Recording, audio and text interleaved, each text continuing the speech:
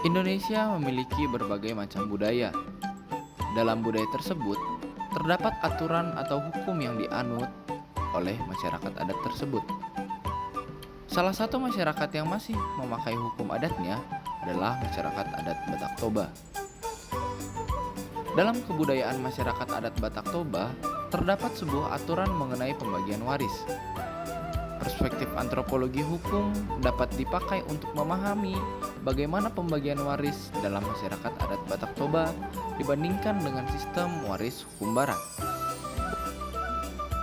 Bagaimanakah pembagian waris adat Batak Toba dihubungkan dengan antropologi hukum?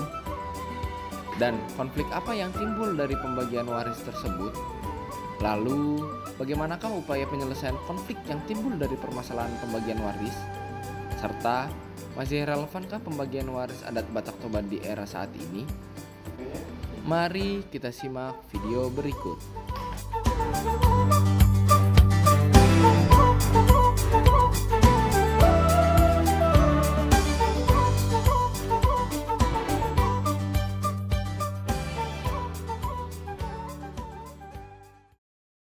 Assalamualaikum warahmatullahi wabarakatuh. Shalom Om Swastiastu, Namo Buddhaya, salam kebajikan bagi kita semua. Selamat pagi, selamat siang, dan selamat malam untuk kawan-kawan semua. Pada kesempatan kali ini, saya akan mewawancarai dua orang narasumber, yaitu Abang Miracle dan satu lagi Abang Markus. Nah, pada kesempatan kali ini, saya akan membicarakan mengenai pembagian waris berdasarkan adat Batak Toba. Nah, selamat siang abang-abang sebelumnya. Selamat siang. Nah, seperti yang kita ketahui, di Indonesia ini kan terdiri dari banyak adat ya Bang ya? Betul. Mulai dari adat Batak, adat Minang, Sunda, Jawa, bermacam-macam kan ya Bang ya? Mas. Nah, ada beberapa hal yang ingin saya tanyakan, terutama mengenai masalah pewarisan nih. Nah, bagaimana sih tata cara atau mekanisme pewarisan di dalam sebuah adat Batak Toba ini? Oke, sebelumnya perkenalkan nama saya Miracle Stefan Sigiro. Kalau misal kita tanya tentang bagaimana sistem pewarisan masyarakat adat Batak Toba. Jadi masyarakat adat Batak Toba itu mewarisi garis keturunan dari ayah. Dari ayah, oke. Yaitu patrilineal, berarti kan? Ya. Jadi yang mendapatkan waris dari adat Batak Toba itu adalah laki-laki, bisa dibilang. Oke, laki. Alasannya kenapa laki-laki yang mendapatkan waris? Karena laki-laki nanti akan membeli, dalam artian dia akan menikahi perempuan, dan berkeluarga pastinya, ya kan? Sedangkan untuk perempuan, dia akan mendapatkan waris dari suaminya. Jadi suaminya nanti mereka menikah, mereka dapat bagian dari suaminya, dia dapat bagian atau mengikut dari suaminya.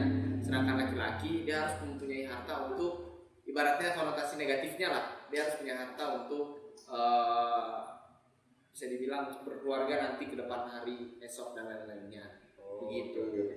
Dan untuk bagian-bagian warisnya juga bisa kita bilang anak pertama itu apa namanya sebutannya, anak siakangan biasanya. Dia itu dapat tanah dari orang tuanya, dapat dari tanah. Sedangkan yang bungsu tuh nanti dia dapat rumah kediaman orang tuanya. Ibaratnya Markus lah. Abang Markus ini anak bungsu. Nah, nanti rumah yang di mana Bapak? Di Cileunyi buat Markus. Nah, dia hanya sekedar rumah saja berarti ya, nggak ada yang lain lagi. Iya, kecuali abangnya Markus mau memberikan sedikit tanahnya untuk Markus. Itu. Tapi ada tambahan untuk Oke. anak bungsu itu udah dikasih rumah dari orang tuanya, dia ada kewajiban nih untuk ngurus orang tuanya di rumah itu. Jadi tinggal bersama. Itu juga kenapa dikasih dia rumah? Kalau kalian ngikutin serial film Ngeri-Ngeri Sedap ya, Ngeri-Ngeri Sedap, itu tuh si anak terakhirnya yang dia ke Jawa kalau nggak salah, dia tuh harusnya mengurusi orang tuanya di kampung. supaya dia dapat warisan atau dapat bagian si rumah orang tuanya tersebut. Begitu.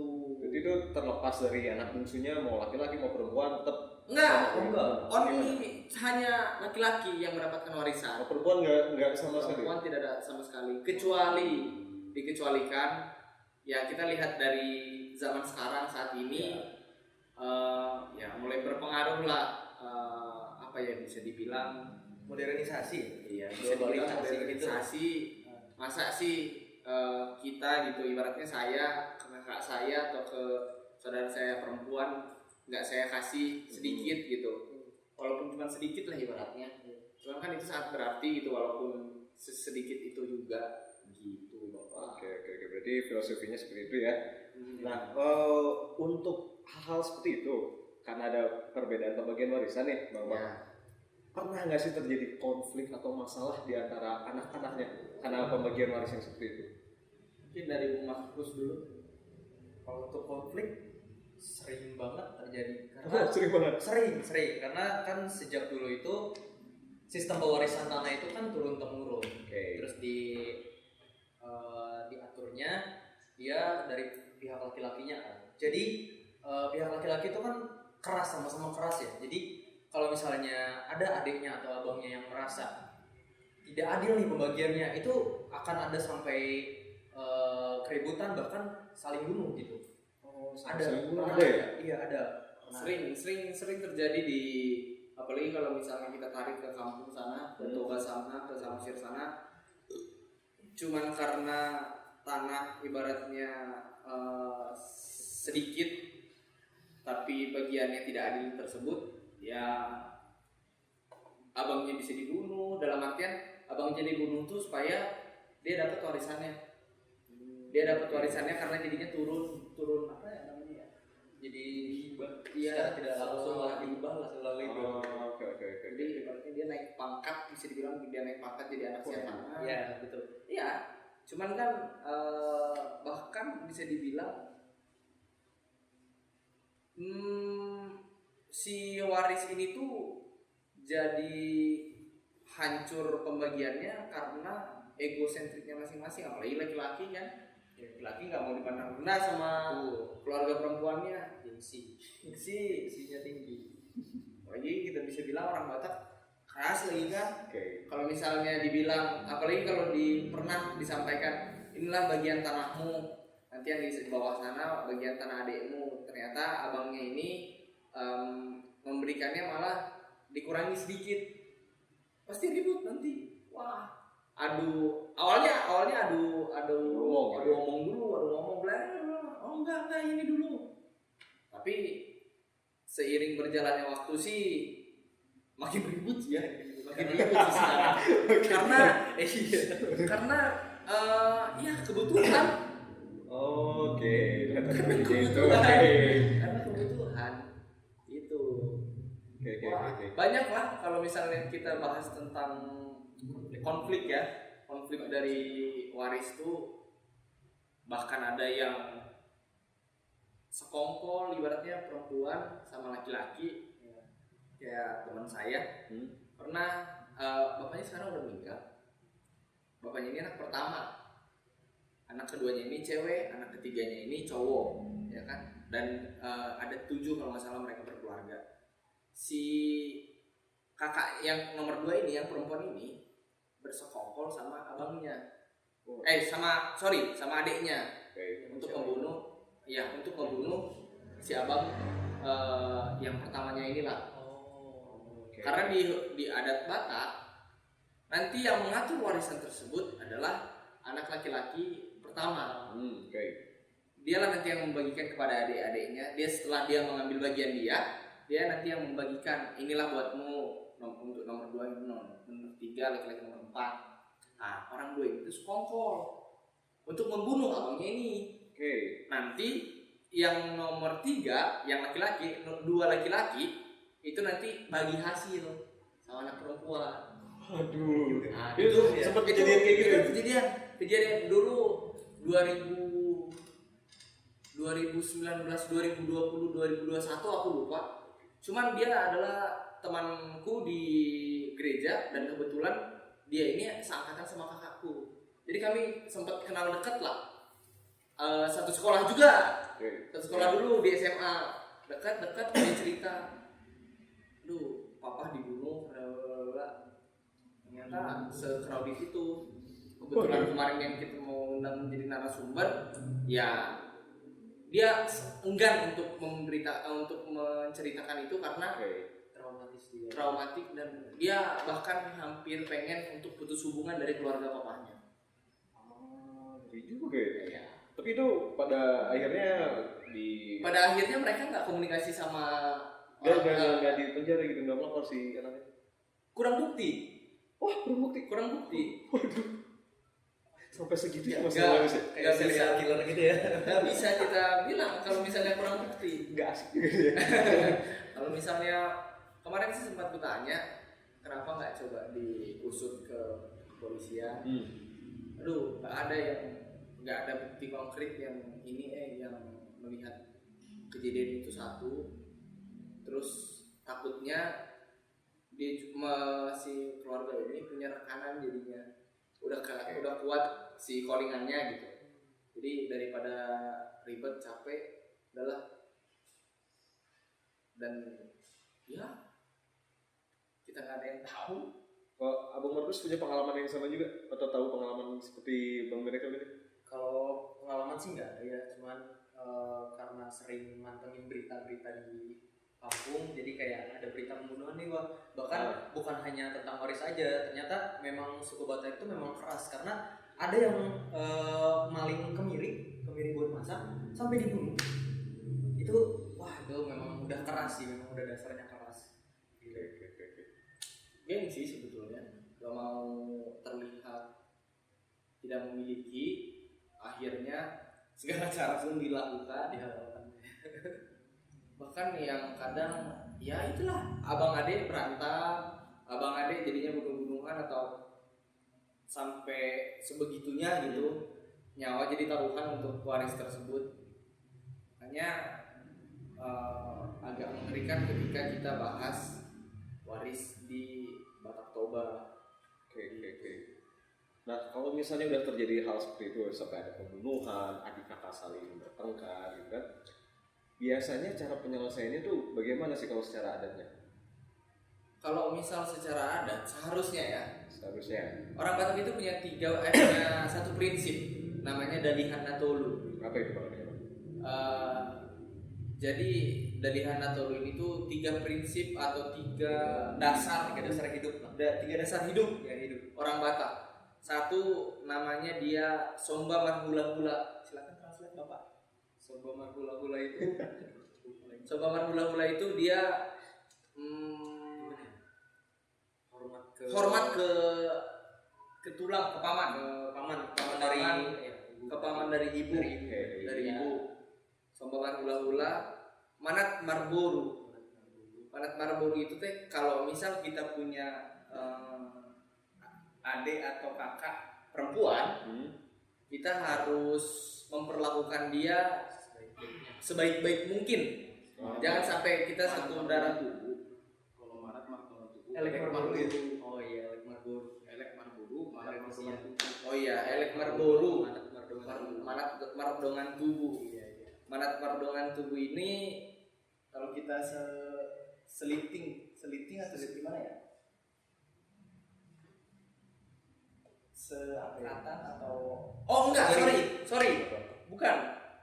Mardongan tubuh itu tuh satu marga, sorry. Satu marga Kita harus kompak-kompak lah yang satu marga ini. Ya mau kenal atau enggak, Kita harus kompak. makanya kenapa kalau ada orang Batak atau marganya sama tuh bisa kayak udah kenal lama gitu. Itu karena ada prinsip hidup itu sebenarnya. Jadi kalau misalnya ada konflik, ya tulangnya lah dipanggil atau pamannya lah dipanggil untuk menengahi. Dulu gimana sih tanah ini, tulang? Gimana sih dulu pembagiannya ini ya? Sekiankah ke si A, sekiankah ke si B, atau gimana? Jadi dikumpulkan dulu yang satu marga, satu keluarga lah, keluarga besar. Kalau misal nggak bisa, biasanya kalau kami di Samosir naik Naiknya dalam artian satu kampung. Satu kampung. Adalah nanti di situ tetua adatnya.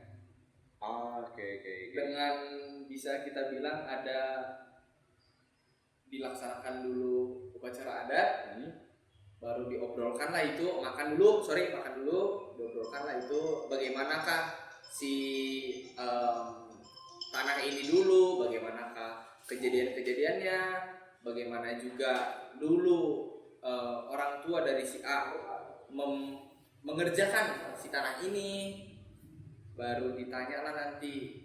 Sebetulnya itu adalah bisa kita bilang ada nanti di situ hal-hal mistis yang terjadi. Waduh. Serius, ada hal mistis yang terjadi dalam artian nanti tetua adat ini bisa mengatakan inilah tanahmu, ini tanahmu, ini tanahmu. Oke.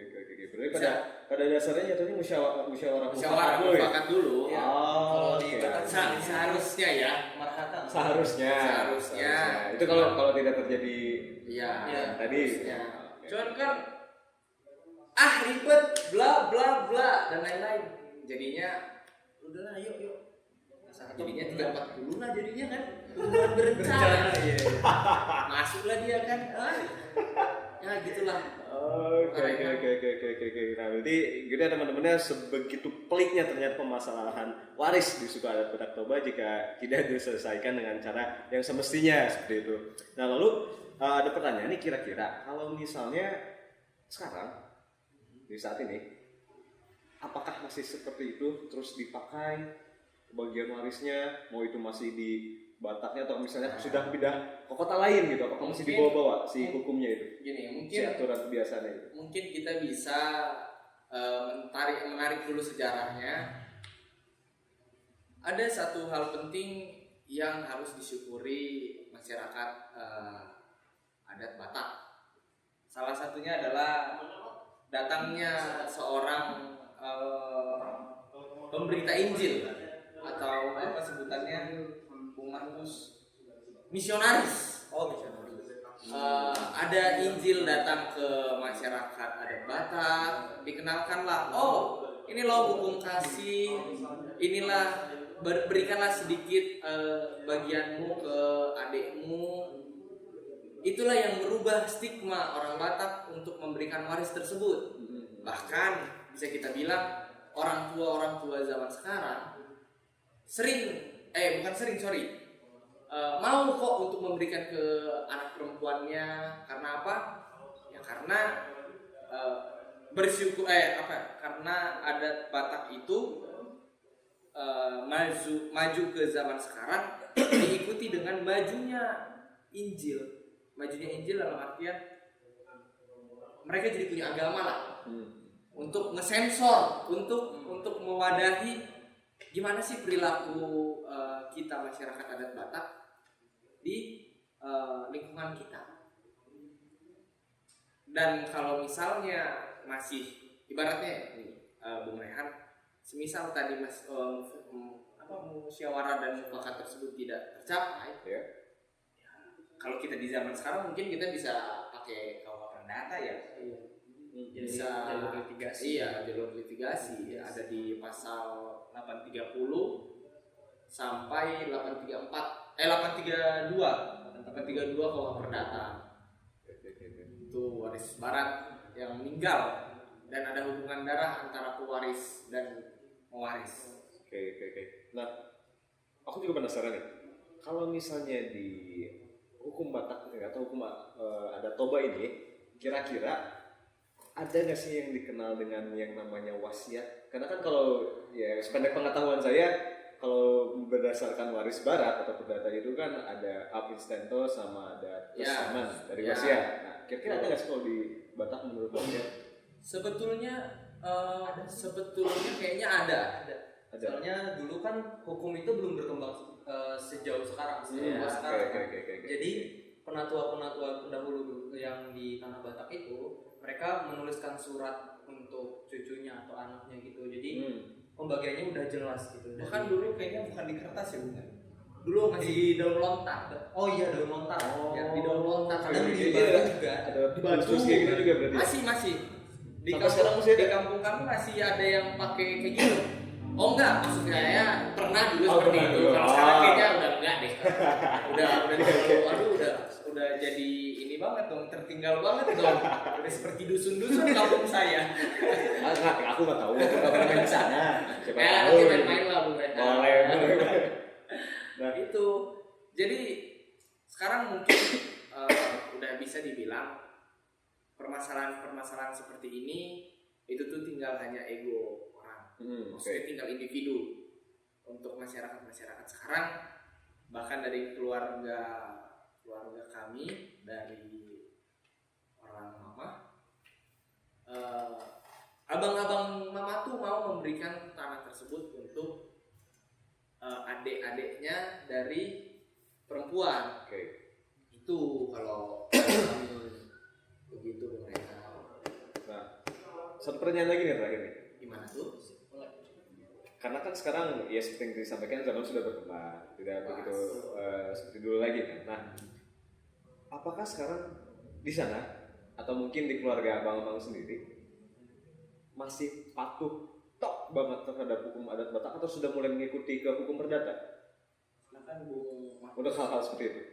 Untuk hal-hal waris ya. Yes. Kalau di keluarga saya sendiri masih sangat-sangat terpatah. Ini keluarga mama atau keluarga papa? Dua-duanya. Dua-duanya, waduh. Dua-duanya. Oke. Soalnya perantau semua kan, jadi masih kental Oke. banget lah gitu. Nggak terpengaruh sama sekitar. Keluarga saya. Kalau dari keluarga aku pribadi sih, kalau dari keluarga mama ya sama yang tadi aku udah bilang, abangnya mau kok untuk ngasih harta warisan dari opung ke mama, ke orang dari perempuan, anak-anaknya dari perempuan. Cuman kalau kami dari keluarga papa, wah masih Oh, masih. Masih atau masih? masih bahkan waktu 2018 papahnya papa atau Ya. kita bisa bilang kakek saya Ya. ribut di Samosir sana, cuman karena lumayan besar sih sebetulnya, Ya. sekian ratus meter lah tanah untuk dibagikan. Itu kalau bisa kita bilang, kalau dari perintah bapakku, dibilang kayak gitu, kalau misalnya dari perintah bapakku, inilah bagianku. Jadi kakek itu 4 bersaudara, 3 dia laki-laki, 1 perempuan. Oke. Kebetulan yang Laki-laki terakhir. kakek aku ini adalah laki-laki terakhir. Oke. Jadi dia dapat plus, Plus. dapat rumah dan tanah. Oke. Makanya mungkin anak yang pertama ini siri dan jadinya diributkan lah. Oh, bapakku dulu bilang itu bukan bagianmu, bla bla bla bla bla. Itu kejadian 2018. Tapi berjalannya waktu, ya udahlah kita ngalah aja sekarang. Nanti daripada ribut ke depan, udah lebih baik kita mengalah, biarkan itu sama mereka. Kita ambil aja bagian kita. Oh, benar-benar mengamalkan Kasih itu. Oke. Karena udah kenal kan sama kasih itu. Kalau dari keluarga papa masih seperti itu. Ya. Apalagi kalau kita tarik ke atas dua tingkat ke atas aku masih seperti itu. Ke bawah ke kakek yang sekarang, pembagian waris ke keluarga dari ayah masih sama juga. Tapi mungkin kita nggak tahu lah ya. Ya puji Tuhan, opung masih sehat kok di kampung, masih hidup sampai sekarang. Oke. Cuman untuk kita orang Batak, ya janganlah gengsi kita untuk menuliskan wasiat. Oke. Karena kalau kata orang Bataknya, mersigulut anon pinoparmuna ulananani tano. Apa itu, Bang? Nanti berebut cucu-cucu kalian cuma karena tanah, cuma karena waris. Karena gini, ada juga ya kita bisa bilang namanya orang tua, dia jadinya belum mau mati kok aku, ngapain udah aku tulis lagi wasiat. Ya, oke. Itu dibilang mereka. Jadi waktu itu pernah dibilang sama Bibi kebetulan sarjana hukum juga. Yes.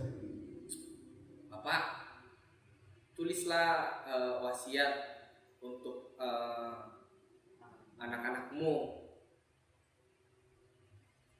supaya nggak berantem nanti mereka untuk perebutkan tanah.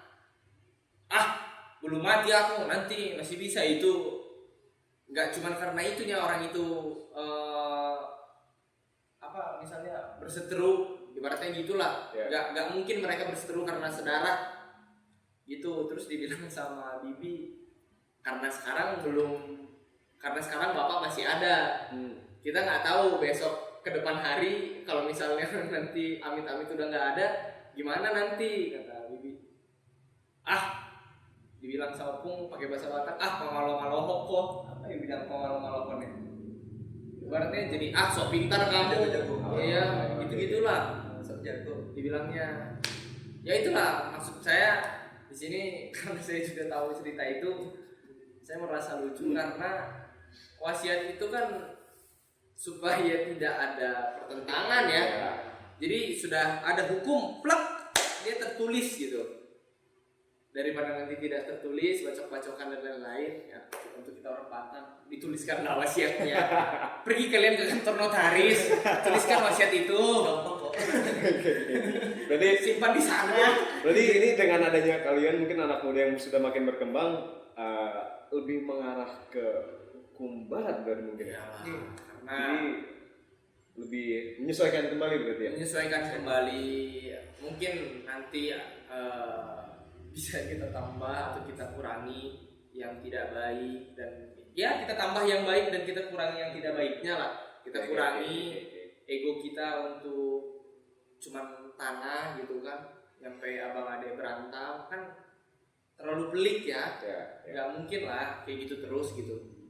Apalagi kita kaum muda, kaum Z, apa sih namanya sebutannya? Gen Z. Gitu maksudnya. Gen Z. Masa mau kayak gitu terus? Ya. Ya janganlah. Oke, baik. Mungkin dari Bung Markus ada tambahan? Ada tambahan dari Bang Markus?